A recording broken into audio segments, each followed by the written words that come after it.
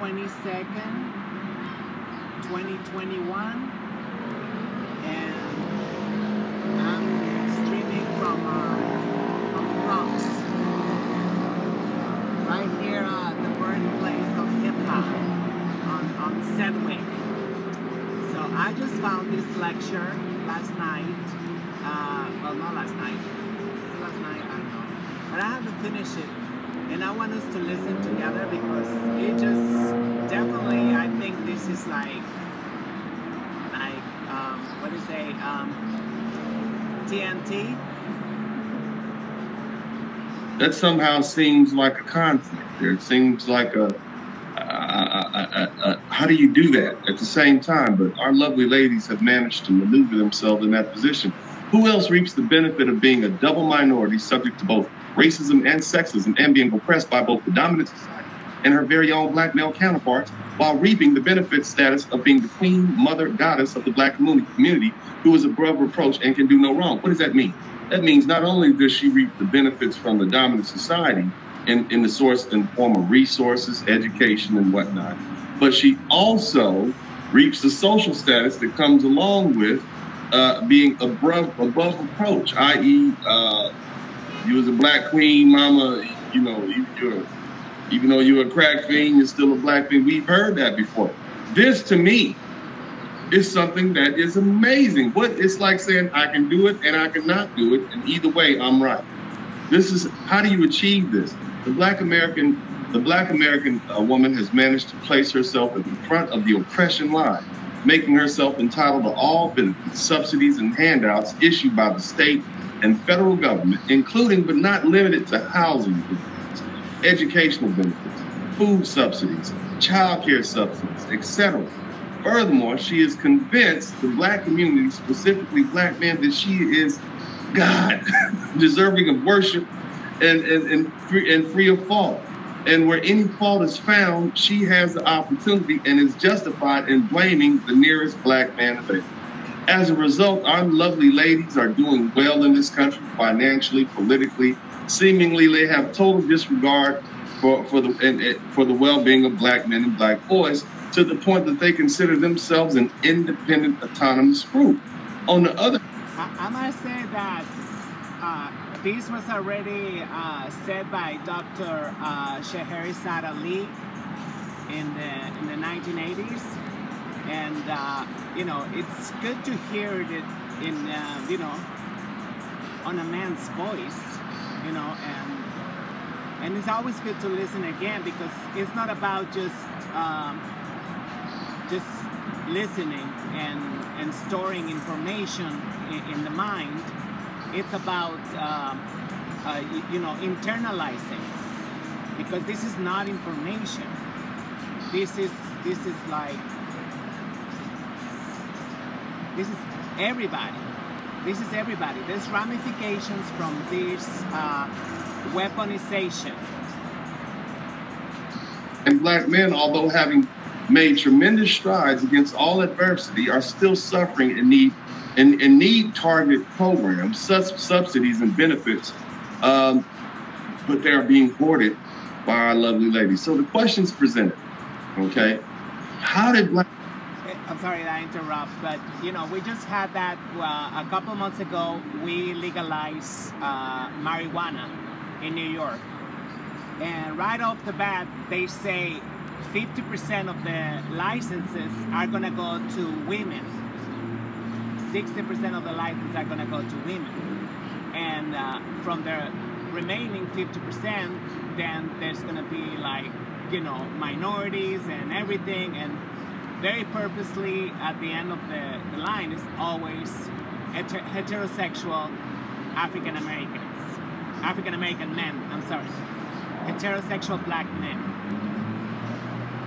Managed to maneuver themselves in this position. And the second question, how do they manage to maintain this incongruent position that openly defies logic? And here's another one. How do black men remove them from either or both of these positions as both queen, mother, goddess, and supreme victim over all? This is where we are. Now, this is clearly above my pay grade. So I have had to, in my brain power level, I'm just a simple country lawyer down here in Texas. And so I had to bring in some folks that I know can help. So without further ado, I would like to introduce Dr. Ron O'Neill, also the Green Gorilla, G with the PhD, Dr. Tia Stein Johnson, and the kosher clinician. Welcome, gentlemen. I don't know. I appreciate you guys being here. That we have to give Black women, particularly professional, educated Black women, those who have aligned themselves with feminism and even now womanism, we have to give them a lot of credit for being very savvy. We have to give them a lot of credit for being adept ideologically in a way.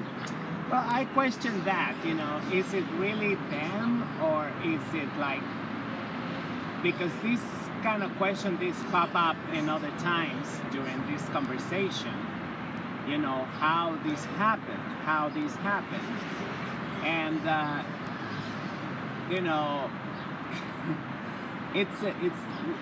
we've seen how they when they wanna put somebody in your face, they put somebody in your face no matter what,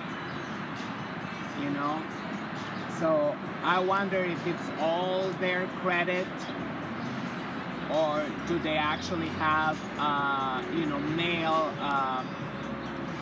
European psychiatrists egging them on and guiding them into coming up with these very destructive theories, like the theory of intersectionality. Well, anyway, but let's continue. That Black men are just now catching up to, okay? And so when we talk about this polarity, so on the one hand, Black women are exceptional, right? At the one hand, they stand out as these figures who represent, American success. So we have your Oprah Winfrey, we have your people in entertainment like her, Shonda Rhimes, you have your lawyers, you have your professors, you have your women in business. We continue to hear all the time how well Black women are doing in terms of education. But are they really in charge of their careers, or is it their white agents, their promoters, their PR, law firm, their all the stuff that they are propping them, because when they are not in the spotlight, it's a totally different. If they're not in the studio, they are totally different. So all sorts of metrics which say something about a high quality of life. But in juxtaposition to that, you have the other narrative of Black women being victims, Black women being subject to Black American patriarchy. Black men are holding them back. They can't go forward. Who that remind you of? Europeans, the whites, always taking both sides of the story, always. Poverty, they're single mothers, they are discriminated, against at a variety of levels. This is the double helix, man, that we have been dealing with for 50 plus years. But I have to put it in the hands of the intellectuals, the Black feminists, people like, Michelle Wallace, people like Beverly Guy Sheftall, people like, in particular, Kimberly Crenshaw. If there's anyone who has been very, very important in doing this, this is the professor who was at UCLA. She has been very pivotal in shaping, this type of paradoxical way of looking at Black women. And the thing about it is that white society has has embraced it, is accepted it, it co-signs it, it puts millions, billions, now hell, even trillions of dollars behind this, and yeah, that's what we're dealing with. It is it's a very interesting paradox, binary, filled with contradictions, and it works in a way to keep black men off. It is used in a very weaponized fashion to silence us and to demobilize us. So that's just my preliminary remarks about. Thank you so much, Dr. Ronald Neal. And so I'm approaching this from a litigator. What is the end game here? What does this do for them, G with the PhD?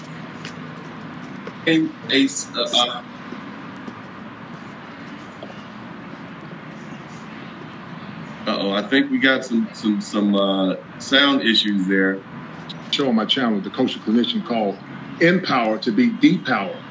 And so many have been empowered, but on the flip side, they're being depowered because they don't see the error of their way.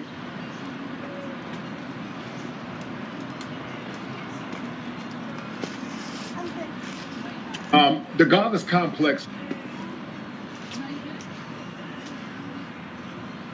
Brother Sperling, I think more or less pontificates. If you look at through the lens of the esoteric, and if you go back to the lens of the gospel, it's an age-old adage where the woman has always been at war with having authority over the man, and it's nothing new. It's been going on for years. The scripture said that the man, the woman, will have a desire for her husband, but he will rule over her. And so what you're seeing now is an age-old adage in the esoteric where women still want that power. They want to have the power to subjugate their man. And the Honorable T. Hassan Johnson came up with a brilliant term called the CompuServe. I came up with a term because I don't want to keep taking his credits. I'm going to start paying him royalties. Called the commodification of subjugation. And basically that term that I created, called the commodification of subjugation, basically means that the man is actually a commodity that's being used by the woman, which in essence is tied to solipsism. And basically what that does, it makes the man seem like he's less than, instead of putting that man as the pillar in his home, in his community. And we're seeing the ravages and the after effects of it. And that's one of the reasons why me as a clinical therapist, I started the channel, the Kosher Clinician, out of sublimation, to address the issue that a lot of black men are having. Because as a clinical therapist, we don't talk about these things, Dennis, in the context of a traditional therapy. Most traditional therapy is seen through the feminist lens, the white feminist lens. And so it does not address the nuances that are specified for understanding the psyche of black men. So I started the Kosher Clinician. I started my YouTube channel as a way to have what's called a group catharsis. Because what you're seeing now is a group catharsis where men are coming together through a spirit of universality. We're coming together through a spirit of universality to address a lot of these salient issues that a lot of black men are dealing with, but it's never been addressed in the lens of traditional, the traditional therapeutic model.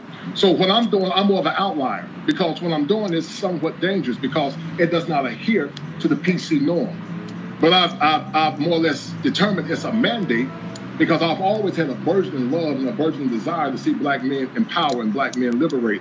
And shout out to Brother Ron Neal with his terminology, live out loud, black male independence. So, this has been an ongoing collaboration where, where men are coming together, sharing through what I call the group catharsis, where men are sharing in the spirit of universality and brotherhood, and where we're working to understand the ravages of caustic feminism.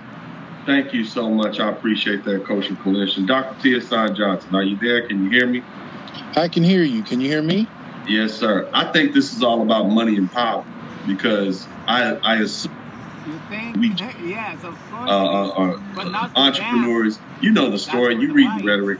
Politicians, vice president now, a woman, a black woman. Do you understand what I think the end goal is money and power. I don't think it's some lofty ideal of God has empowered us and whatnot. I think that's what it is, because I just have to look at people and base this on human nature.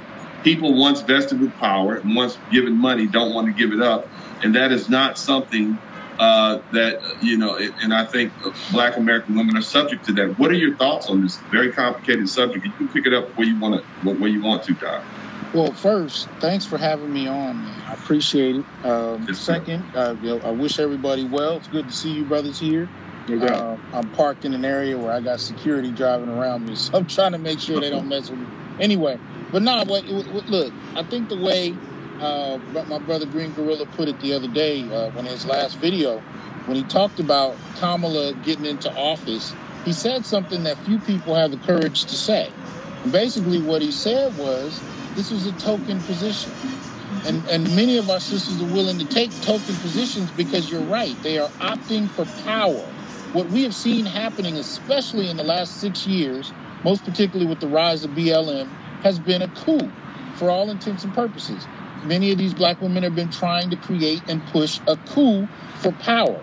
But this is all predicated on resources. It's predicated on options that they've been handed. And when you talk, yeah, that's the part. I did not. I listened to this part before because I really appreciate a lot Dr. Hassan. I really appreciate him. You know, I've been following him for a couple of years, and I think he's like very exceptional when it comes to advocating for himself and for heterosexual African American men. You know, like he also got he put together a constitution of rights for heterosexual Black men, and but I mean, like, you know, it's just that I don't want to interrupt again. This is why I'm sorry that I'm interrupting. But you need to listen to him anyway. You need to listen.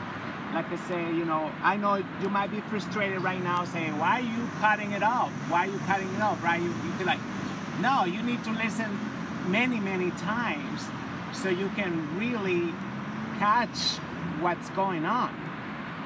You know, not just one time. This is why I love to put like little segments and stuff, you know, because it really helps us to internalize, you know, this I guess the mind call it information,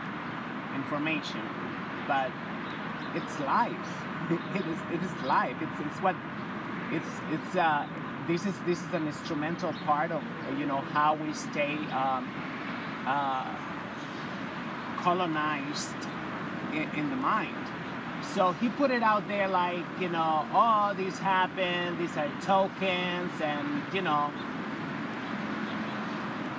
I mean, I'm 56 years old. I've been living in the United States for like almost 33 years.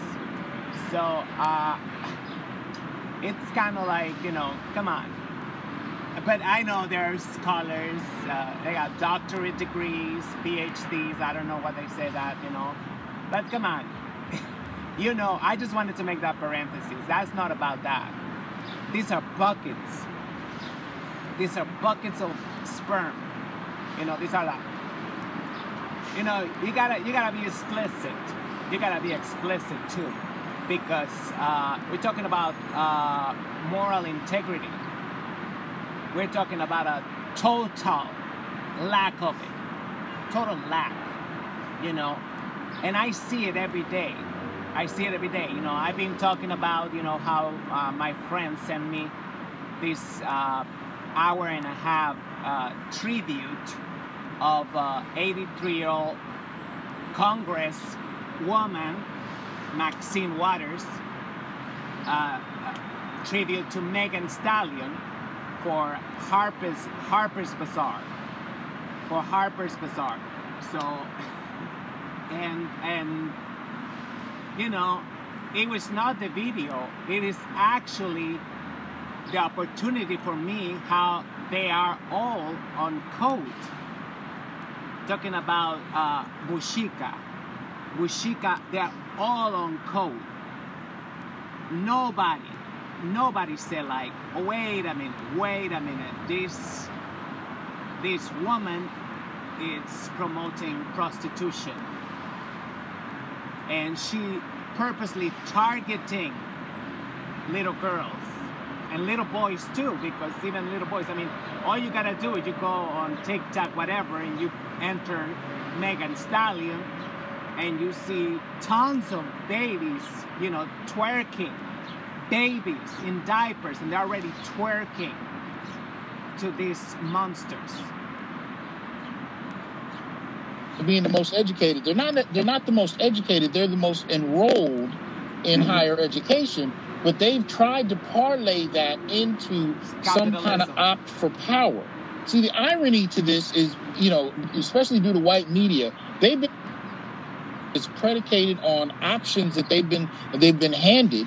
And when you talk about being the most educated, they're not the most educated. They're the most enrolled in higher education. But they've tried to parlay that into some kind of opt for power. See, the irony to this is, you know, especially due to white media, they've been able to control the narrative that black men are trifling and incapable, and they are superheroic. But they're superheroic, you know, to whatever extent we define that, mainly based on resources that they've been extended that black men largely haven't been.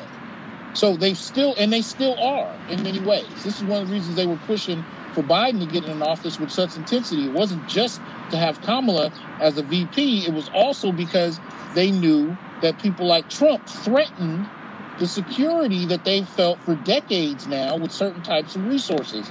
But the point is that divinity that you speak of, that goddess syndrome, is really a product of being able to seemingly succeed in the midst of all of the poverty and the dysfunction in the black community. But it's easy to do that when you have a floor that's provided for you that's not provided for your men. So they're going to school, they're able to get white-collar jobs, they're transitioning into politics. There are more of them that have been going into electoral politics than black men. And so we're seeing those numbers continue to rise for the last couple decades. A lot of this is predicated on this access. But here's the thing. When you're given this kind of access long enough, you stop seeing it as something you're given, and you see it as something that you are owed. And you start to look at it as something that makes you better than those around you who don't get it. But the ultimate irony is that black men are doing both better and work that's provided for you, that's not provided are in many ways. This is one of the reasons they were pushing for Biden to get in office with such intensity. It wasn't just to have Kamala as a VP. It was also because they knew that people like Trump threatened the security that they've felt for decades now with certain types of resources. But the point is that divinity that you speak of, that goddess syndrome, is really a product of being able to seemingly succeed in the midst of all of the poverty and the dysfunction in the black community. But it's easy to do that when you have a floor that's provided for you that's not provided for your men. So they're going to school, they're able to get white-collar jobs, they're transitioning into politics. There are more of them that have been going into electoral politics than black men. And so we're seeing those numbers continue to rise for the last couple decades. A lot of this is predicated on this access. But here's the thing. When you're given... I'm sorry to interrupt again. This is brilliant because I noticed a lot of them, they actually think it's just like, it is that easy. It is that easy. They don't count in consideration, you know, like, you know, he's talking about the you know, especially like, you know, with tokenism, they are the what's it called, the Holy Grail. They are the Holy Grail of tokenism, especially because, you know, they can all say they are lesbian or bisexual or whatever. You got one, very important, right? And a minority, supposedly, you know, black people is a minority, supposedly. That's why a lot of people, they buy into that. And so then you have that. You know, and POC, they are POC, and they are black, they are women, allegedly, I haven't seen it yet, but I mean, they can give birth. I guess that's a refutable sign, right? I mean, we're gonna go by that. But then I will make the distinction that the womb man versus the woman. You know, I mean, if a womb make the woman, then we got nothing to worry about, right? There's a lot of wombs to go around, but it's more complex than that. You like my hair? Oh wow! I haven't seen it. Nice, right? All right. Thank you. Well, take care of it. So it's I mean, it is obviously a setup. It is obviously a setup. I mean, I know because I have seen other people who get you know, college education and stuff, and a lot of times they really don't have time for anything else.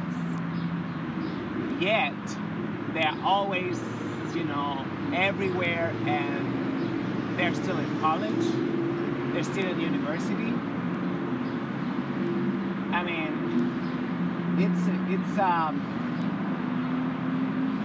I mean, I don't have any other word, but a setup, because as he said, Dr. Hassan said, you know, they saw with Trump, you know, he was pushing for a new paradigm, and he was, like they say, unapologetic about it, right? So they saw, but you see, Kamala is not exempt to that. She's always been the token, and even as an African-American woman, you know, and I mean, if worse come to worse, she can get a divorce and say that, oh, I was a lesbian. So now she got the triple whammy. She got this trifecta from hell that nobody can beat up. You know, black, lesbian, woman, and you want to add POC, minority, all that stuff, and it's all self-serving. He said that too. They was able to do all that because they was unchecked on their own. In the Section 8 housing, you know, where nobody was checking them. As I say, Dr. Scheherazade Ali spoke about that many times. You know, can be, you know, I mean, being enabled. I mean, if you know like about addiction, you know, they are addicts and they are enablers for whatever the reason, but society enables, you know, drug addiction, alcoholism, and all of us women, they tell us, oh, there's no ugly women. We are all a 10. We are dimes, you know, like that bullshit. And we live in a bubble. Actually, Attorney Sperling said one day that's why they are so angry. That's another reason why they're so angry, even when they have, you know, way more than a lot of heterosexual African-American men, because they cannot live, they cannot get away from the United slaves because of their, yeah. So when he said that, I was like, yeah, that makes perfect sense, because outside the United slaves, I mean, most men are not gonna be tolerated being, you know, talk like that. Because I was talking yesterday, you know, at the bodega, I mean, like, for a Lucy, these morbidly obese, I guess I should just say, HR. It was like walking, yelling, like, what's going on? Yeah, like, you are remodeling. I mean, she said remodeling. What are you doing here? Like, And then talking in Spanish to the Arab, not that I give a damn, but I mean like, ándale, ándale, dámela, her 50 cents in her hand, and yelling at him. But to me, the thing that struck me is like, say that they keep their eyes on the prize, no matter what. These rats can come in like, you know, telling them, you know, like, oh, because they call him Flaco, you're like, yeah, what's wrong with you, like, whatever, you know, like, very condescending, very castrating tone of voice. They never engage, never seen them engage. I'm not saying it never happened, but you know how they're like, okay, yeah, we're gonna buy the whole neighborhood and we're not gonna kick you all out of here. So now that I have more insight, am I gonna be like sorry? Am I gonna be like, oh my God? I mean, like, I don't know. To tell the truth, I don't know. You know, because I mean, and even the little children, they send the little children to talk, you know, like, you know, there's always Mexican men, the one cooking and making the sandwiches and stuff, you know. And I see them, how they talk to them too. I had to bite my tongue, you know, bitch, you don't talk to my people like that, you know. And they want their service, and they were like, yeah, and give me like, you know, pancakes with the bacon. I'm obsessed with the freaking bacon. Every time I walk in, they're ordering fucking bacon. So it's like, it's really bad, because the more you know,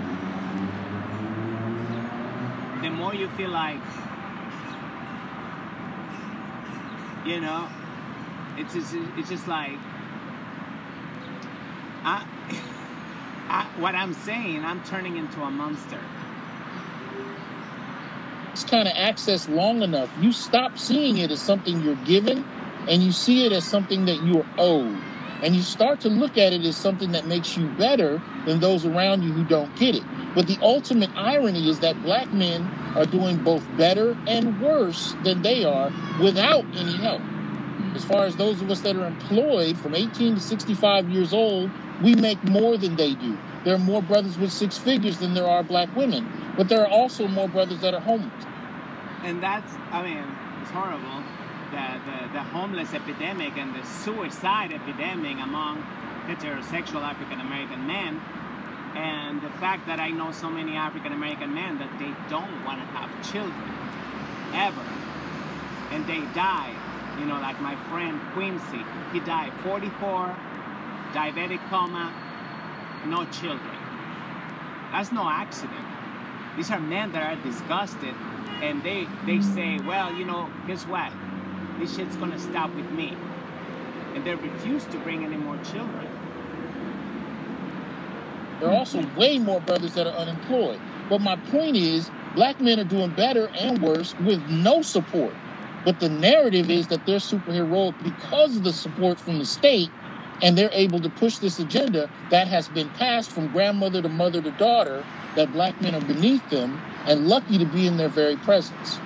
How did that even happen? I mean, Doc, okay, here's what I don't understand, man. How did, and that's what I refer to as goddess. Because that is so true. We're all so lucky to be in their very presence.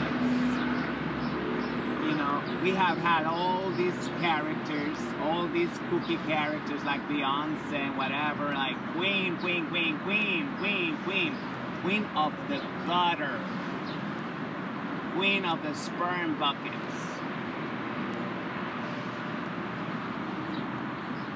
The goddess part of the victim goddess.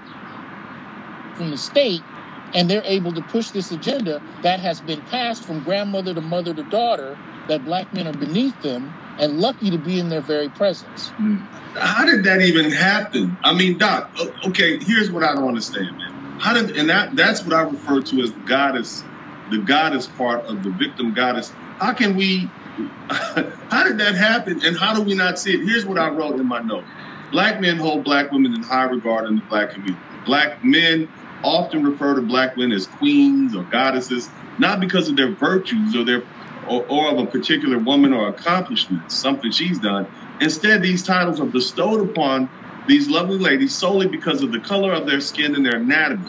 This mindset is reinforced in the black community, where the mother is considered the sacred cow above reproach and can do no wrong. How did that happen? Let's just. That's why I believe like people like Brother Polite and all these, you know, they're agents. They're agents, you know, like constantly egging them on. How did that part happen? Well, I think each of the brothers on the panel probably see a different angle to it, you know. But the way I usually approach it is this: a lot of this got kicked into high gear in the 1980s, right? In the 1980s, you started to see women who were raised with this idea, as we've heard many times before, that they can have it all. But they were coming into a time period where they had, you know, unprecedented access to higher education. Many of these women were starting into positions where they were making six figures at a very young age. And I remember going to school with them. I remember graduating with women who had degrees in English, bachelor degrees, but they were now serving as $100,000 consultants for tech companies. And it didn't make any sense, but it was nevertheless how a lot of these women got in. What a lot of us didn't know, including the women themselves, is that they were, yet again, as Gigi pointed out the other day, tokens. They were tokens that benefited many corporations in that they provided them, you know, a double minority. They were women and they were black. But, and this was the interesting thing too, a lot of the women I knew who were working these kind of positions, they weren't employees of these corporations. They were contractors. And so when you had something like the 2007, 2008, you know, Great Recession, a lot of those people started to lose those paper pushing kind of gigs that paid a lot because they were essentially being paid to be tokens. But it, you know, it nonetheless impacted them. So they had the positions, they had the titles, they had the income. And when you're coming from a relatively poor community, the idea is that if I'm able to do all of this with very little struggle, and all we hear about is racism and difficulty, especially in the lives of black men, then I am better. I'm able to do what my man can't do. And if, in fact, I have to almost mother him, school him, because he's not able to do it and I am. So there must be something inherently better about me. I cannot tell you, professionally and privately, how many women that I've met who've been socialized into this idea that they are fundamentally better beings because they are able to navigate the world as black women, but do so in a way that many black men can't. And instead of looking at it in terms of why and questioning the resources they got and how that contributes to their self-image, which is mainly a solipsistic narcissism, what they've come to is a superiority complex. Right. And that's one of the dynamics that we have between black men and women. And black men now are raising questions we have never stated out loud to this degree before. And they do not know where these questions are coming from or how to respond. All right, so the G with the PhD is got his sound back. G with the PhD, man, Green Gorilla, welcome. Thank you so much for being here. Okay, so Dr. Tia Johnson, Dr. Ronald O'Neill, and the kosher clinician, they talked about the goddess status. Can you explain to us, and just pick it up from wherever you are, but how do they maintain this victim status, we're the supreme victims of everything, and then say, I'm strong, independent, and don't need a man. And then when we look at history, like, for instance, the history of slavery, for the most part, black women weren't here for the first, up until maybe the last 50 years of slavery in equal numbers. I mean, but they will always go back to that. How does that happen? I mean, if you want to go into that, and whatever you have already, thought up or contemplated on this subject, go ahead and let us have it. But if you can touch that, I certainly would appreciate it, Doctor. Oh wow, man, that's a lot. But thank you for asking me to be here. And yes, I don't know how to follow up from Dr. Ron O'Neill, the kosher clinician, or Dr. Tia Johnson, but I'll do my best. I think I have to go back to what Dr. Neal was saying earlier. Much of the success that black women enjoy and the psychological disposition that they have, it comes from their alignment with feminist ideology. And so feminists white feminists basically were able to juxtapose themselves into a position to where they considered themselves to be just as oppressed as black folks. Right. So sexism in and of itself has connotations directly related to racism. Okay.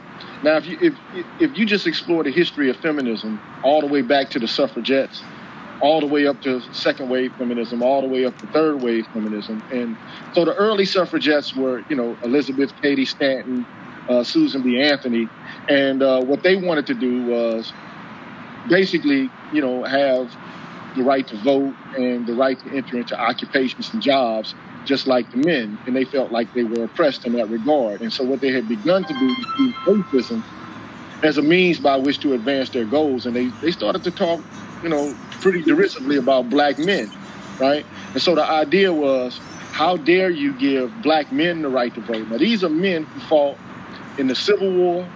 These are men who fought World War I, World War II, Korean War, Vietnam War, so on and so forth. But these men actually fought for the rights that, these white women were able to just juxtapose themselves in. So they considered themselves to be a minority group, although they're not a minority. They even outnumber white men. But they were labeled a minority group, and black women, for the most part, are riding the wave of white feminism. So the benefits, they're riding on the coattails of white feminism. So as white women are able to enjoy the jobs that really actually, in the affirmative action policies that were actually supposed to be allocated towards black men, black women by extension are able to now, enjoy a positionality, and Dr. Johnson is right about this. So they're now able to say that we're a double minority. Not only are we black and suffer the effects of racism, but we're women, so we're a part of a unique minority group.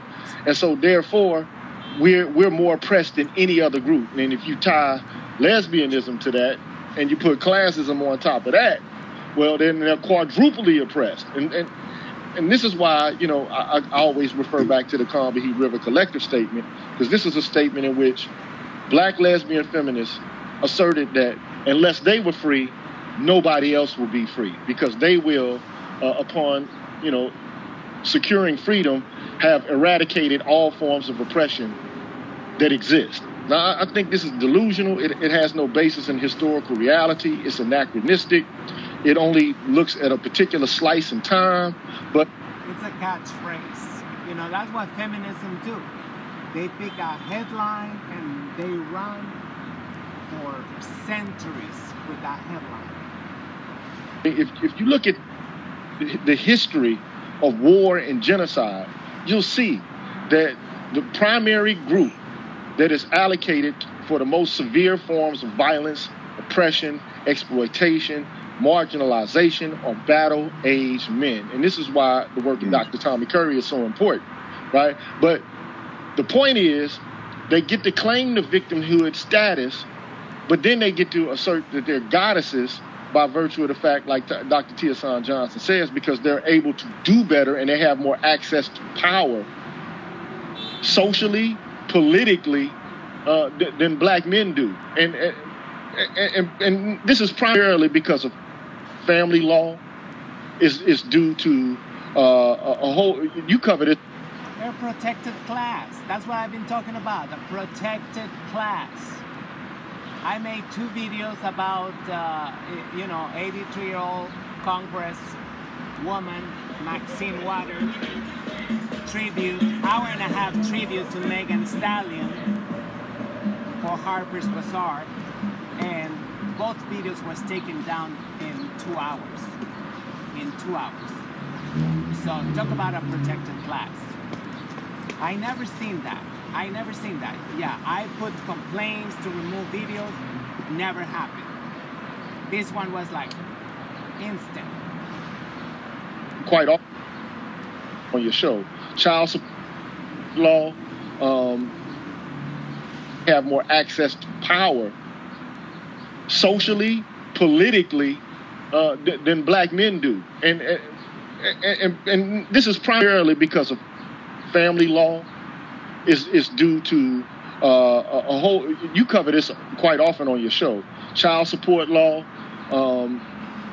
all kind of domestic violence law. So these women and they're able to basically excise men out of the picture at their will. But this whole goddess notion, I think, comes from Afrocentrism. And it is true that in ancient black cultures, black women were revered as goddesses, but they always had male counterparts. It was not like they were just black female goddesses ruling and reigning over men. You had male and female counterparts, goddesses. They had corresponding, partners. But this whole. This is what I'm telling you. You see how they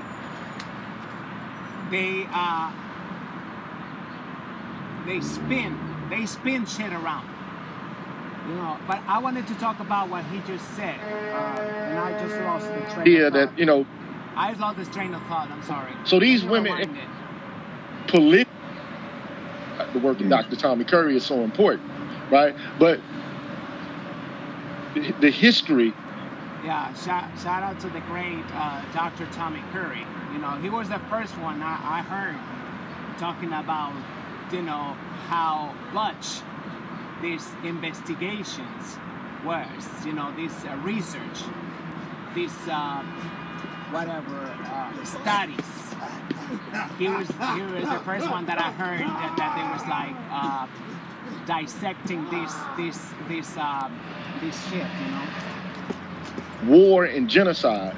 You'll see that the primary group that is allocated for the most severe forms of violence, oppression, exploitation, marginalization are battle-aged men. And this is why the work of Dr. Tommy Curry is so important, right? But the point is, they get to claim the victimhood status, but then they get to assert that they're goddesses by virtue of the fact, like Dr. Tia Johnson says, because they're able to do better and they have more access to power socially, politically, than black men do. And yeah, that's an illusion. That's what I wanted to talk about. Yeah, but that's an illusion. I'm sure that's what he meant. But I wanted to make sure there's no doubt about that. That's an optical illusion, because of the propaganda machine that's 24/7 in your face, always putting the greatest injustice in the planet was being that that black women wasn't given their credit because they were the ones who did everything. You see everything you see right now, it was a black woman who made it. Basically, that's why, after 10 years I was reading African American Twitter, I left in disgust. I want no part of it. This insane, all these simps and all these, it is like, this I guess call it symbiosis of master and servant recreated in black society. But, we all know that we never seen it, but we are going along with these collective delusions, with this collective hysteria to say oh yeah, black goddess, black queen, black dad, blah, blah, blah, blah, blah, blah, and you gotta jump along. You gotta jump along. I mean, and you see, and one of the things that you see that is such a hoax, because you see the great majority of whites never challenging that. Never challenging that. They ever act as if they was afraid of Bushika. They always act and they trim and prep all these videos and stuff, and it's just ridiculous. It's ridiculous. I mean, we just had May 19th is the birthday of the Honorable Malcolm X. So they was fighting oh no, you cannot forget his mother. I'm okay, well, let's celebrate her birthday every year. Oh no, they don't want that. They just wanted to steal some of the thunder of the master teacher. Yeah, that's what they wanted. It's ridiculous. The same thing happened during George Floyd. Oh no, but Breonna Jenkins. They're like, well, it just, I mean, it's just ridiculous. I tweeted like, even the dead are competing, like, it's just ridiculous that this mindset, and like, oh, is the neon elephant in the room, but oh no, we are not supposed to say nothing about it. We are just supposed to, like, just go along, yeah, just go along. These crazy bitches, yeah, go along, but at what price? Fast forward, 40 years later, like you say, there's no services for heterosexual black men. There's no services. There was a hoax like 3 years ago with Charlene McCray, the ex-lesbian wife of Bill de Blasio. She said she was gonna allocate $1 million for mental health for black men. I asked everybody, did you get outreach? Did you get, like, do you know about it? No, I don't know about it. And it was a lie. It was a lie. It was all more about gay. Alphabet soup. It's alphabet soup. That's where they say they're gonna do something for heterosexual African American men, but they don't. So, I mean, there is a much even better reason to be proud of African American men, because, like they just said, have done everything without any help. It's actually the opposite. They've done all what they have accomplished by being target number one. And is they get to claim the victimhood status, but then they get to assert that they're goddesses by virtue of the fact, like Dr. Tia San Johnson says, because they're able to do better and they have more access to power socially, politically, than black men do. And this is primarily because of family law. Is due to a whole, you cover this quite often on your show, child support law, all kind of domestic violence law. So these women, and they're able to basically excise men out of the picture at their will. But this whole goddess notion, I think, comes from Afrocentrism. And it is true that in ancient black cultures, black women were revered as goddesses, but they always had male counterparts. It was not like they were just black female goddesses ruling and reigning over men. You had male and female counterparts, goddesses. They had corresponding, partners. But, this whole idea that, just because in ancient classical civilizations, the women weren't treated as bad as, white people treated their women, that all of a sudden they're goddesses that stand above and beyond reproach. It's just anachronistic. It has no bearing in historical reality or fact at all. And so, look, I've studied Ben Yakinen, I've studied Theophile Obenga, Ivan Van Sertima, Chiagante Diop, the whole host of scholars. And at one point in time, I considered myself to be a staunch Afrocentrist. So although we can understand that women, do have a vital and a important part to play in the black community, I mean, this idea that they are goddesses above and beyond their men is inane. It just has no basis in historical fact or reality. I mean, if you look at any pantheon of gods of ancient classical African civilization, then you'll see that you have Alsar at the head, especially if you're talking about Kemet. And that's not to say that, women are less valuable, but, I mean, we just got to be honest about this. And I think a lot of people just don't have. Why was it, a set, what the whites call ISIS? Why was she so adamant to put him back together? Because Aser is irreplaceable. She had to put back even the phallus. insight because they just don't, have the in-depth understanding because they haven't read much.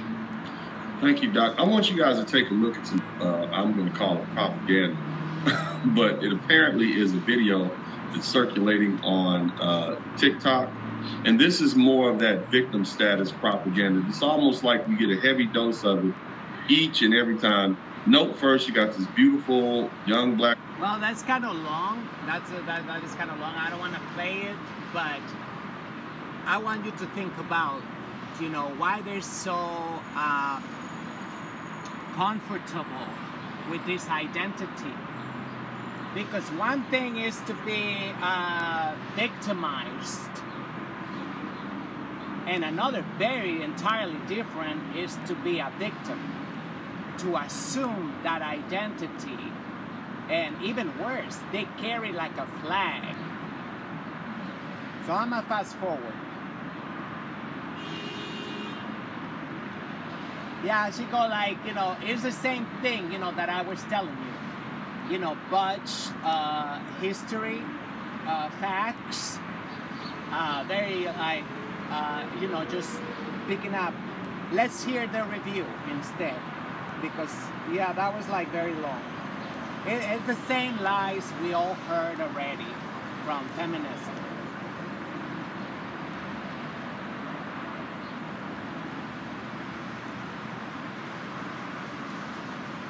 Why is it not working?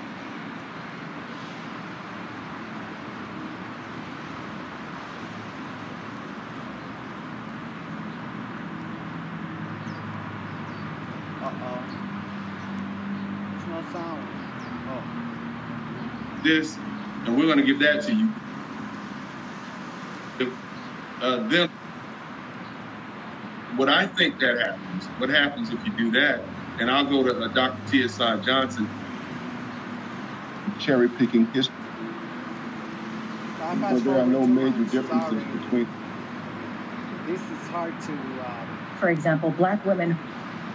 Yeah, she go on and on and on and on but why are you blaming your man when your man was getting raped too? People included high numbers of children, but 16, 19, that's just not correct. Dr. Ronald knew pray whether they can violate. What are your first and come along and say we were? I think all these arguments from African American women, feminists, it's ridiculous. Can you imagine blaming somebody who's being brutally victimized just for being, a man? I mean, if you don't know it by now, black manhood, it's, it's the #1 target in the whole planet. So we look ridiculous, me as a Mexican woman, or transsexual, whatever you want to call it, because supposedly your women are more than a woman than I am, supposedly. And I'm not afraid to go, whatever, side by side and prove it. I'm not. And I prove you that womanhood is not just a womb and chromosomes. Just like you, men were imported. I'm almost there. I'm almost there. Of black women and girls contributes to social approval of violence against them, particularly against dark-skinned black women and black trans women. For one, black female features are fetishized for their size and shape. Black trans women is now in this category. Let's keep listening. And while some may perceive it as an empowering way of glorifying black female bodies, it doesn't necessarily champion a culture that allows black women to define their own sexual agency. And it contributes to the sexual exploitation, assault, and debasement of black women. Secondly, when a woman or girl is perceived as masculine, she's more likely to be seen as strong, aggressive, and less feminine. Look at how the media perceives the incomparable Serena Williams or how it treats Megan Thee Stallion. What this does, though, is feed into the thought that black women are capable of handling themselves and thus less in need of protection. To conclude the series, the belief that black women are more masculine and lustful goes all the way back to the 16th century and is based on the notion that people of African descent are animalistic and aggressive. And sadly, that thought it's just a perception. All right. It's just a perception. you know, You know, first thing is, when you look at female slavery in the United States, it indicates that from 1700 to 1400, estimated 43,000 slaves were imported in Virginia. But when you go down here to the actual numbers, and we can talk about this, because I know Dr. Tia Son Johnson has quoted one of our great leaders, one of our great scholars, as related to, you know, the actual numbers. And I believe we weren't actually brought in equal numbers to around about 1808, once they began to outlaw slavery. And for the most part, what this will show you is that men were imported. Recent scholarship suggests that the number of women and men imported in this period was more or less equal, including high numbers of children. But before that, it was vast majority men. So when black women come along and say, we were victims just like you, it's almost like they were right there with us, you know, in 16, you know, 16, when we were first brought over, and that's just not correct. You know, that's in 1619, that's just not correct. Dr. Ronald Neal, you hadn't spoken in a while. What are your first thoughts listening to that? And you heard trans women, you heard black men oppressing black women. And when in this country, in the 500 years that we've been here, have black men hold the levers to power to control where black women are able to live, work, eat, pray, whether they can buy land or vote? We've never done that. But go ahead, guys. It's open. Doc, you can go, and then kosher clinician, and then back to Tia Son Johnson, and then Green Gorilla. What are your thoughts on that? Well, it just occurred to me when I was listening to that. It's like how similar that was to, I mean, how similar that is today to, like, you know, just to put a well-known example of Cuba. You know, when you guys call Cuba, how your government, as you call it, was giving, you know, asylum. Was giving asylum to anybody who was willing to leave the island. If anybody was willing to leave the island, they would automatically become a protected class. And I spoken to these Cubans, and they was living it up. Until recently, I think Obama took their protected status and gave them citizenship now. But they used to tell me, I don't want to become a citizen, and like, whatever, now I can do whatever hell they want, and there's nothing they can do to me, you know. So it is a lot of times, you know, I see a lot of, most African Americans I know, they don't give anything about geopolitics. Much less, they don't, especially they don't give a damn about their next door neighbor being us, you know, Mexico. They don't know. They don't know. It's like, you know, like, damn, it's like, we are your next door neighbor, and like, all they know is that they say, oh, you guys are very racist. So tell me this, if we are so racist, how come we abolished slavery 25 years before your slave master decided to let you go, quote unquote, which we know that did not happen ever, because we have well, maybe not me, but especially African Americans got the 13th Amendment, right? The 13th Amendment that you know, you become their property if you break the law, right? So it really don't happen as much as it happened to straight black men. That is what happened. And you know, it is like, if we were all to be just to be up to date with each other. I know the first thing gonna say, like, well, Latin America don't give a damn about African Americans. You know, even when we are some of the biggest consumers of African American music and styles and whatever, you know, they say we don't give a damn about them. It's not really our fault that the money is not going to the intellectual property. It's not going to the intellectual person. It is not. So, but that's our fault too. That is our fault too. That you know, all the record labels are just slave masters and have the old guys, you know, working for nothing. You know, because, you know, I don't know mathematics. Nobody knows mathematics, and we all know that everybody signed a contract, and we don't even count how many zeros there is, you know, and we think like $10,000 is like $10 million. That happened all the time, and it's very tragic. But to use that to demonize Latin Americans, you know, when we all have the same enemy. We all have the same enemy. But I just wanted to point that out, you know, how it is like the same modus operandi, the same MO. They use it for African Americans. And who got it worse? Who got it worse? Because African Americans don't have any property. They don't, you know, according to statistics, I don't know if it's true. They say the numbers don't lie, but, you know, they don't own wealth. They don't own much. So, but we do. Like in Mexico, we have land. We have very rich land.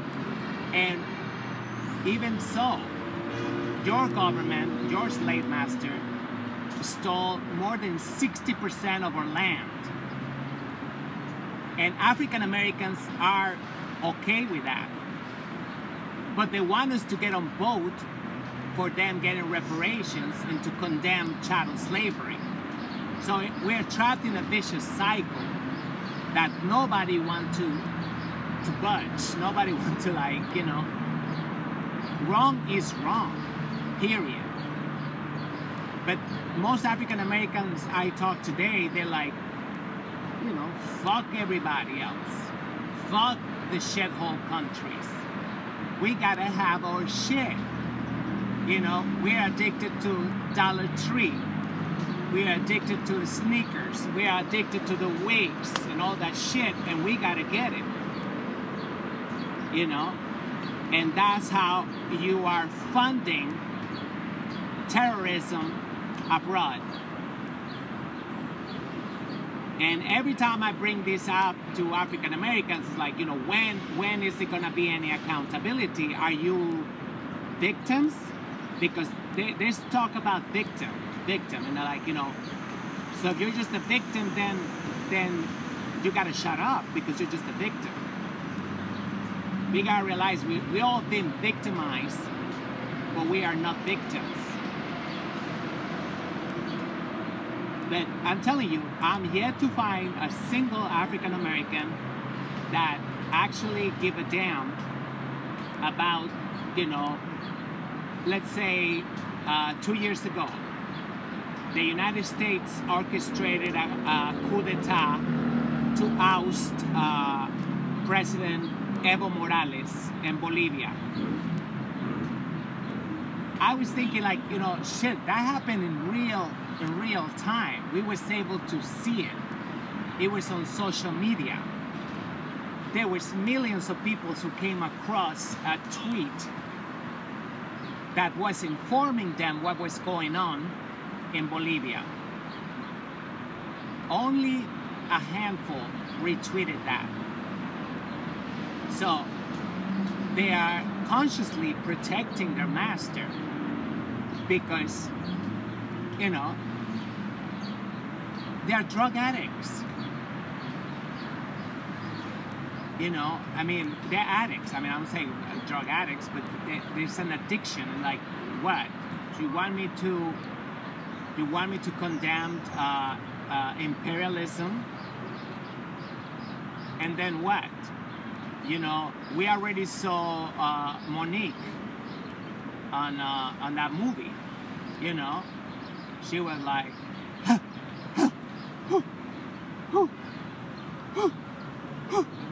who's gonna love me?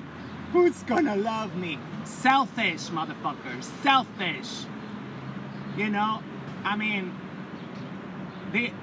this cannot be just a very neatly contained lecture. Shit gotta get messy in order to get resolved. Dr. Ronald Neal, because I think it's that type of propaganda that allows them to maintain that victim status and get a pity party from everybody. What are your thoughts? Yeah, I mean, I would say that, you know, the first part of her analysis, I mean, it's not totally off. I mean, she talks about the division, and so there clearly was a division in terms of how men and women were dealt with, and so she's not off with that respect. The problem is when you make a huge leap from that history, that antebellum history, from that history of the first centuries of conquest, and you make that leap from there to the 21st century and attempt to make these parallels where there are no major differences between the two. Because what she perceives as the masculinization of Black women today does not have the same type of consequences or effects that what she perceived such masculinization in the antebellum period to be, in terms of how Black women were treated. Okay, that is that, you know, we're different with two different histories, and it's dangerous to play with history in that regard. But what she is doing, she's clearly trying to make this link. But I would say this, I mean, she is not completely wrong, but it is not it is not a complex reading of history. It's very selective, and it's something that feminists have been adept at doing for a very, very long time in terms of cherry picking history and reading it selectively and applying it in very, very exaggerated ways to the present. So is it fair to say basically what they're doing is they're mixing truth with lies, and this is how they're taking, you can't argue with, oh, slavery was bad. And then what they extract from slavery was bad is, oh, but it was worse for Black American women. It was worse. Where we seen that? In Hollywood movies, right? They take an ounce, a shred of fact, and they run with it. Worse for Black men, because not only the dominant society, white men, white women, but also Black men oppressed us. And then what I think what happens if you do that, and I'll go to Dr. Tia Johnson, then when Black men say, well, you know, we were oppressed too, yeah, but you oppressed them, so we're going to give them the double portion. We're going to give them the allotment that we had set aside to make. But where is the evidence that African-American men oppressed Black women during slavery? I never seen no evidence. I don't know where they come up with that. And I don't know. It just sounds very crazy to me. I mean, if you have common sense, you know, I am here invoking common sense. Oh, and then we're going to give them your allotment. They're going to get their allotment, and they're going to get your allotment because you were part and parcel of their oppression. It's the same thing we do in a court system. Somebody is involved in some sort of injury, and you got three people. Yeah, these two are the major culprits, but this one helped. So we're going to take this, and we're going to give that to you, but then we're also going to take a part of what they're entitled to and give it to them. You understand what I'm saying, Dr. Tia Johnson? Yeah, I mean, look, one of the things that we it's have... pretty damn slick, if you ask me, but go ahead. Well, it is. Let's listen again. It has a lot to do with what Dr. Make you whole, and white women, but also Black men oppress us. And then what I think what happens if you do that? In terms of cherry picking history and reading it selectively and applying it in very, very exaggerated ways to the present. So is it fair to say basically what they're doing is they're mixing truth with lies, and this is how they're taking. You can't argue with, oh, slavery was bad, and then what they extract from slavery was bad is, oh, but it was worse for Black American women. It was worse for Black men because not only the dominant society, white men, white women, but also Black men oppressed us. And then what I think that happens, what happens if you do that, and I'll go to Dr. Tia Johnson, then when Black men say, well, you know, we were oppressed too, yeah, but you oppressed them, so we're going to give them the double portion. We're going to give them the allotment that we had set aside to make you whole, and then we're going to give them your allotment. They're going to get their allotment, and they're going to get your allotment because you were part and parcel of their oppression.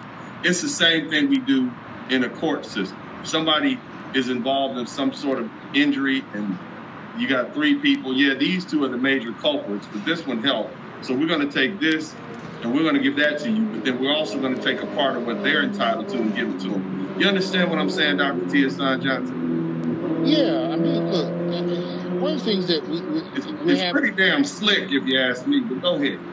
Well, it is, and it has a lot to do with what Dr. Neal was pointing out as far as how selective they're being, because they're transferring and performing a certain type of surgery on narratives, right?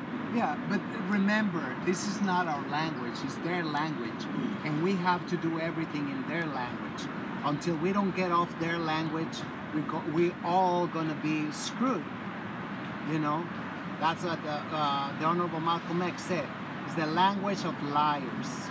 You know, I was just finding out that in antiquity, it was not just to have a language. Every language was also a company of sign language. It was sign language at the same time that people were speaking. People were speaking with the hands, you know, and gestures. That's why the Honorable Malcolm X said, that's the language of liars. So you look at feminism, what Black feminists were able to do using feminism was to take white women's narrative of being abused and exploited by white men and transfer it to Black women. So they transferred this narrative of male abuse and used that as an opportunity to advance themselves at the expense of Black men. But there's no documented history where you have this established Black male patriarchy that's supposed to be the source of all this oppression. So instead of trying to find it, they just manufactured it via using white women's feminism as a framework, as a narrative. And it was believable because so many of us grew up hearing about women's oppression in general. So by the time you get to A Color Purple, it's not a difficult leap for the average person to assume that Black men via Danny Glover's Mr. are more oppressive than white men in slavery in general, right? Because this transfer is kind of taking place. This narrative seems pretty clean and straightforward, and ergo, all women are oppressed by all men anyway. Therefore, why wouldn't Black women be doubly oppressed? And this is complicated that much further by the time you get to 1989 or so, and Kimberly Crenshaw is pushing intersectionality, which basically codifies this transfer in a way that in an almost pseudo-scientific narrative suggests that they are most oppressed on, you know, race, class, sex, and gender axes, and therefore we have to find ways to repair that narrative.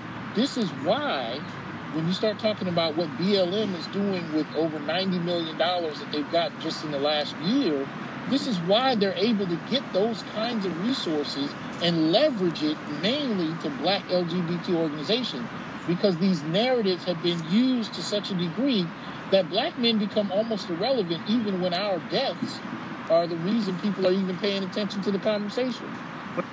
I told you this. I told nobody listened to me. I've been saying this for almost 10 years. The gays are going to be able to get married, and they are able to get married. And after getting married, the money, it's going down. The grants, the federal funds, stuff like that. So they got to get resourceful. They got very resourceful. That's why they came out with Black Lives Matter. That's why they came out with this transgender. That's why they came out with this, you know, their theory, which is people forget is a theory. It's just because they see people talking with so much passion about it, they forget it's just a theory, saying that gender is not a dichotomy.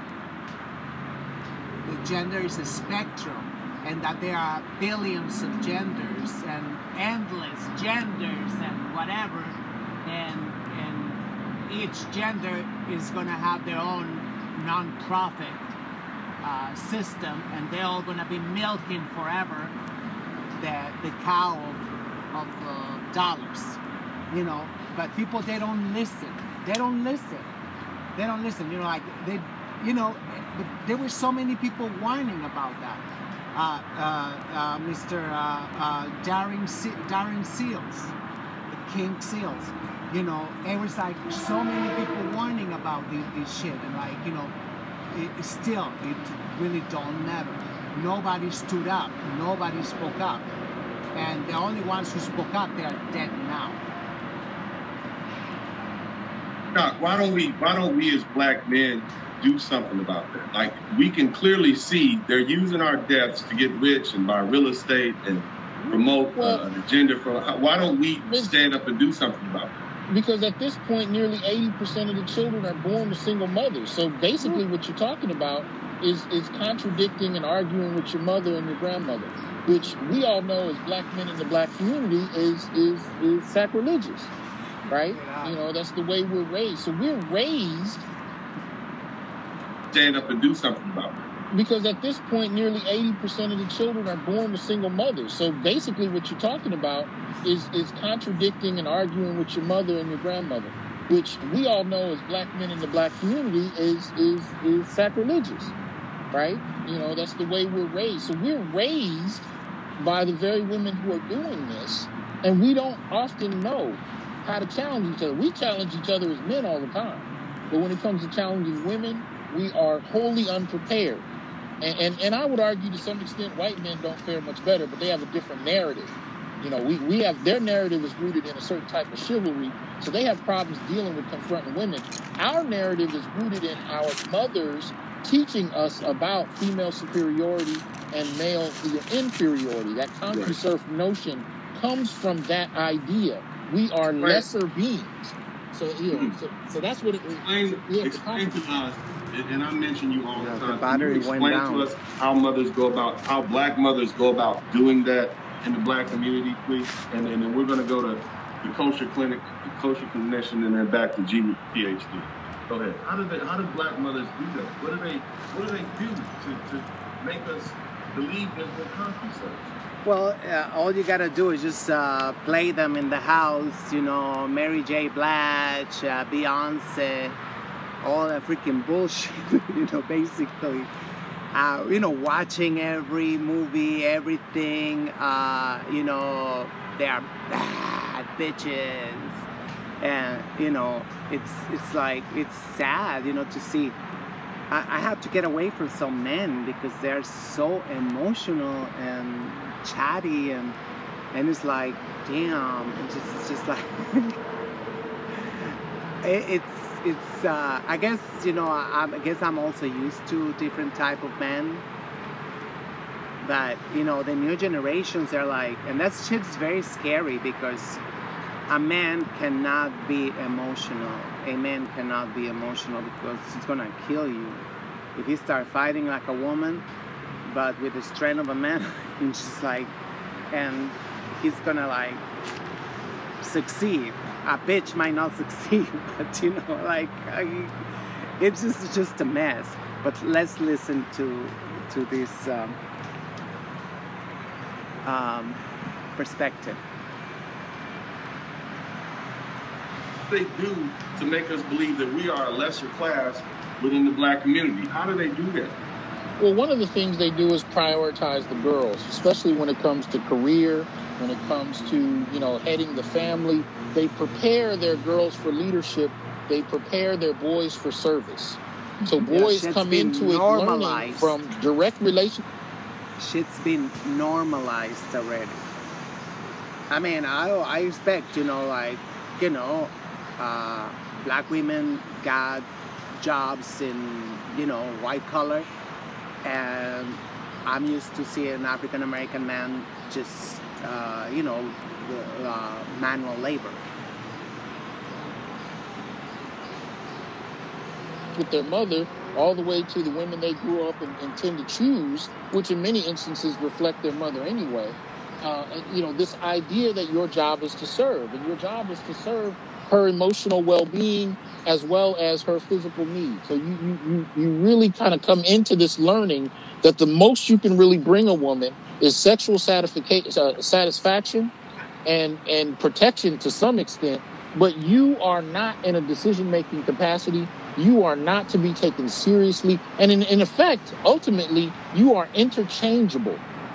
You are interchangeable. She can have several kids before she even marries you, but it doesn't matter. She can replace you with another or another if need be. This is what we're getting to at this point in society, where in black community, where, you know, women can have children from whomever they choose to get sperm from, but he's not really central to the family because black men can be replaced. Black women cannot. The mother can't be replaced as far as the way we have framed this dynamic, but the father can. Is it blasphemy? And I'm going to ask. Yeah, that's without any consequences. You know, you gotta add that up. You know, that since they gave us a divorce, we not only use it, we abuse it. And we don't feel the pressure to be like stressing ourselves out, trying to find the most suitable partner, because we know it can be like a drive-through marriage. It can be just like whatever, go to Vegas and we come back and that's it, you know. But guess what? They're still using the stories from the 1960s, where, you know, of course society had to be concerned, you know, why, you know, just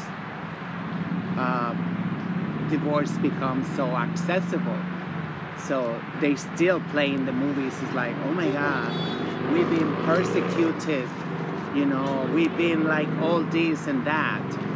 So they used that thing at the beginning. I was watching the rebuttal for this documentary, and it was like so petty. Like it was like, because somebody was saying that there was no in that documentary was saying that there was no really so much fuss when the bicycle got introduced to society, and the rebuttal say like, of course there was, you know, there was like, people was like, supposedly, I don't even know, I mean, like, this is all white history, so I don't trust it, I don't promote it, but supposedly, you know, like, yeah, there was a lot of people concerned because then you know, that promoted individualism, which is the true cancer.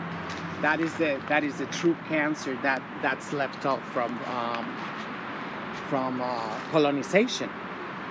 This individualism that we cannot see, like, you know, hey, you know, I mean, they're pushing every day. You can be whatever you want to be. You can do whatever you want to do. You should be, you should do, you should like this, you should whatever, you know. Let me close this, let's see if I can walk around, because I got bored of being here. So you can be whatever you want. It's not about like, oh, think about what your community need the most. Do they need doctors? Do they need lawyers? Oh no. Do you, be whatever you want to be. You know, it's a hedonism. It's just an effing hedonism. You know, like, don't worry about nobody else. You know, you do, oh, look at this. Don't worry about nobody else. Do you. And if anybody try you, like, you know, you call 911, whatever, you know, the after school special, that kind of bullshit. Where is it? I want to play back again. Oh my gosh. It's on the other side. Is it blasphemy to try to basically say, hey, she's just a woman, Yes, she's your mother. She's not a goddess. How do we begin to instill that? Because this has become dangerous, in my opinion, because they're basically, in my opinion, and these are my words, black women are stealing resources away from black men that are supposed to be allotted for black men. They're stealing resources.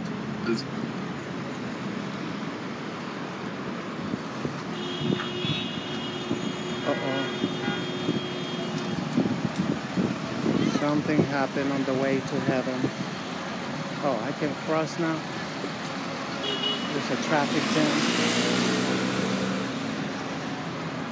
Oh, good Lord. I knew I shouldn't have moved. What happened? Oh, I guess I pressed this thing. And technology from hell. Away from us, and now our black boys are suffering. And as BGS Idmore says, this is why you have so many young black men, kosher clinician, that can't read, that are kicked out of the house at 15 years old, that have that are homeless, as you brought up earlier, as one of the panelists brought up earlier. What do we do about that? We have to begin to fight back, and I think it goes again. I tell these guys all the time, you're soft, you're nice, you're sweet, you need to be more the bad guy. But how do we get these guys to man up? Let's take, for instance, this Goldman Sachs pledge of $10 billion. Okay? Black women are like, yeah, we got it.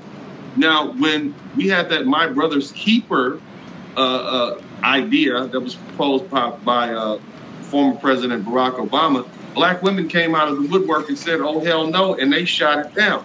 I have yet to hear any black men who are coming and saying, oh no, Goldman Sachs, you can't give $10 billion to those black women. We don't do that, but they do that to us. So what do we do about that, kosher clinician? And then we're going to go to the G with the PhD. Well, listen, this is a systematic process. It's not going to be eradicated overnight. I think what you guys are doing, you know, what I'm doing, what Dr. Ron Neal, Green Gorilla, and Dr. Tia Johnson is doing, we're having what's called, as I said earlier, a spirit of universality, where men are coming together, once again taking notes, sharing ideas, and then hopefully we can get it to the macro level, which is policy making. It probably won't happen because of liberal politics, but how about what do you think about a boycott of Goldman Sachs? We're going to boycott you. How do you think that would go over in the black community if all of us here on YouTube, us manosphere guys, Negro manosphere, black manosphere, said, hey, you know what, we're boycotting Goldman Sachs because you didn't designate $10 billion for black men. How do you think? Sorry, I turned it off instead. Wow, this thing is trickier than I thought. Sorry. I just want to hear it again. What was that program about? Well, go back to being the victim paradox. We're going to... Tia Johnson is doing. We're having what's called, as I said earlier, a spirit of universality, where men are coming together, once again taking notes, sharing ideas, and then hopefully we can get it to the macro level, which is policy making. How do we get these guys to man up? Let's take, for instance, this Goldman Sachs pledge of $10 billion. Okay? Black women are like, yeah, we got it. Now, when we had that My Brother's Keeper idea that was proposed by former President Barack Obama, black women came out of the woodwork and said, oh, hell no, and they shot it down. I have yet to hear any black men who are coming and saying, oh no, Goldman Sachs, you can't give $10 billion to those black women. We don't do that, but they do that to us.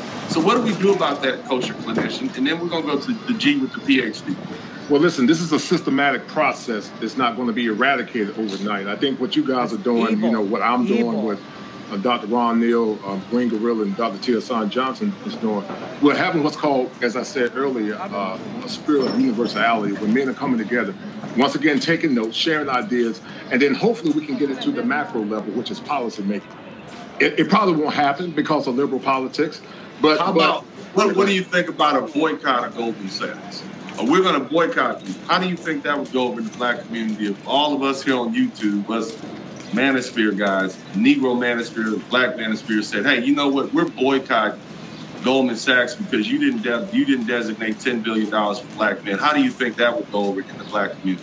Well, it'll go back to being the victim paradox once again. You know, women they can't help it. They're hardwired to be victims. You know, once again, if you look at the esoteric and not trying to push religion, Eve blamed the first man, Adam. But at the same time, men are wired to be, as Dr. Johnson called, conquistors, or as I call it, the commodification of subjugation. We are wired to provide and protect, but we do it not based on principles.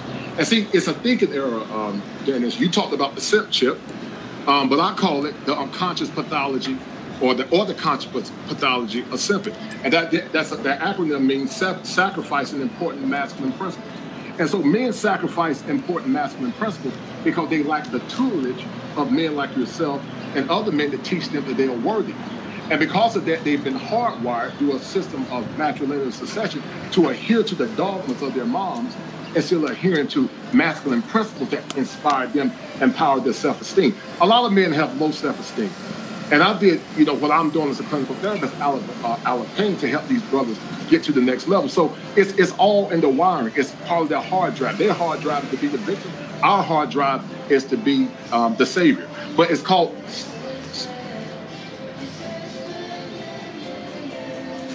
What happened?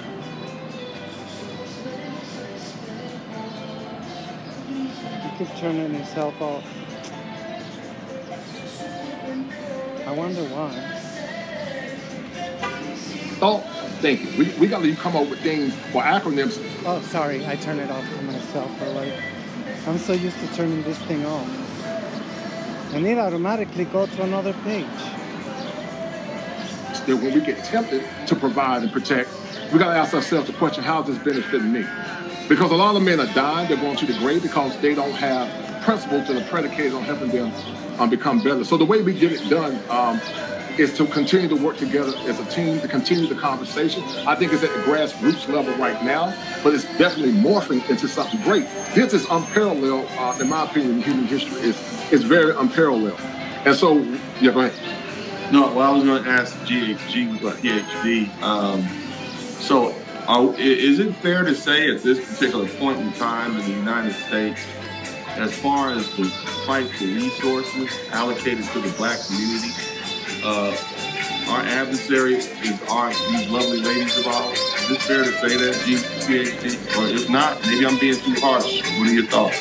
I don't think you're being harsh at all. I mean, look, intersectional feminism is about a fight for resources and jobs.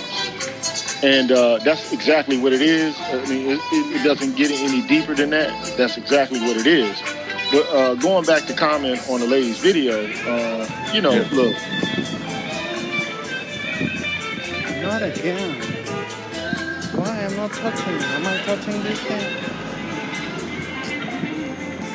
Okay, I gotta hold it in my hand now.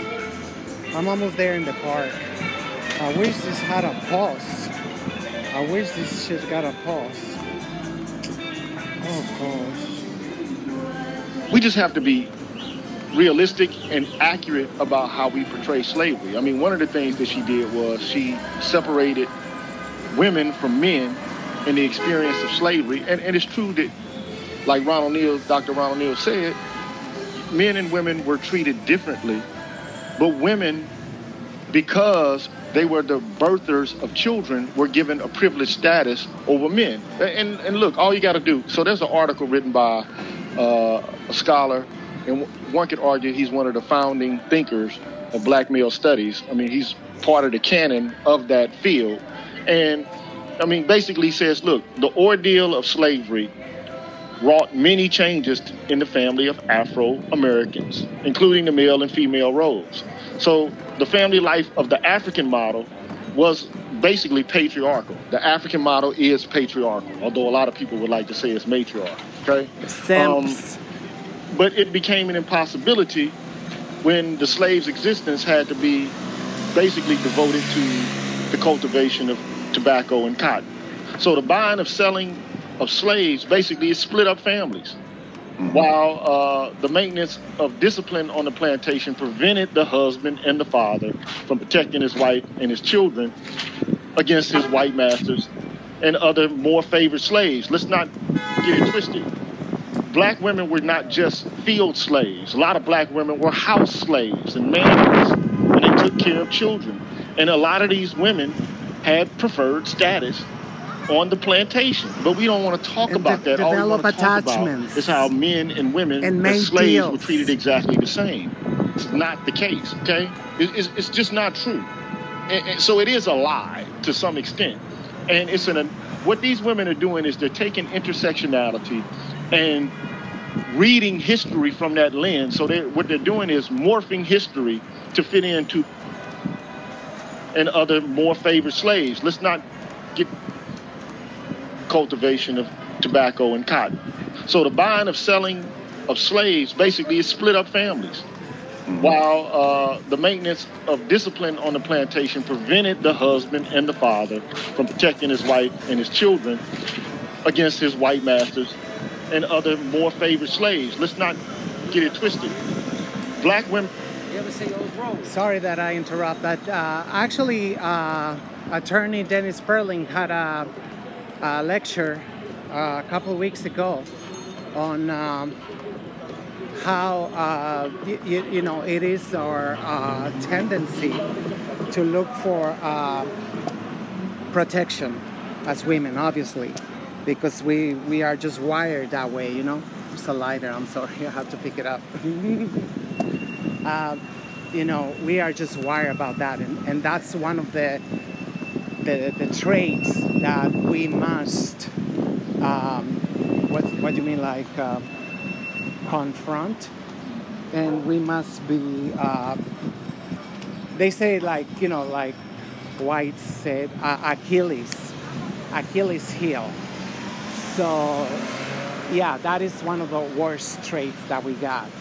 And he was putting that throughout history, there's been a lot of women who just want to be like, you know, oh, you know, he is stronger, or you know, he got more things going on, and they switch without remorse. And it's true. I was not fully aware of that, but that is just a tendency. So what happened was that the state, let's just call it the state, you know, they decided to say, like, you know, forget about your men. I can give you, you know, the same things that he do. Plus, I will look the other way while you turn your Section 8 into a brothel, or worse, right? And that's just what's going on. I mean, like, after I saw that video, the hour and a half tribute to Megan Thee Stallion, and like I say, it was not the video, it was just to see how all these women are on code. And I am yet to find, if anybody find an African-American woman being genuinely outraged about this behavior from an 83-year-old Congress alleged woman, you know, this woman who's the holy grail of black politics for almost 6 decades, I understand, you know. I want, you know, a normal reaction would have been like, you know, she gotta go. And she gotta go in disgrace. Because she kept saying, young women, young women, young women. And she was saying that Megan Thee Stallion is a role model for young women. Where, you know, she's famous for beating up her boyfriend. And it's celebrated. And it's celebrated, and it's like, okay, you know, that's, if we get rewarded for castrating our men, especially in public. You know, remember the case of Lorena Bobbitt? She's still being taught in grade school as a symbol of resilience and a heroine that she got tired about that. And mind you, the Bobbitt guy was white. But they don't mind having any, you know, what they call friendly fire. They don't call having a little bit of friendly fire, you know. And he enjoyed the publicity. I remember he used to go to the nightclubs. He went to the tunnel over here in New York City with his, they call it like Franken penis, because they tried to attach it. But it was like, it was no problem. It was like, you know, it was no big deal, you know, that she severed her penis, you know. Not just field slaves. A lot of black women were house slaves and mammies. And they Most took of care them. children. Most of them. And a lot of these women had preferred status on the plantation. But we don't want to talk about that. All we want to talk about is how men and women as slaves were treated exactly the same. It's not the case.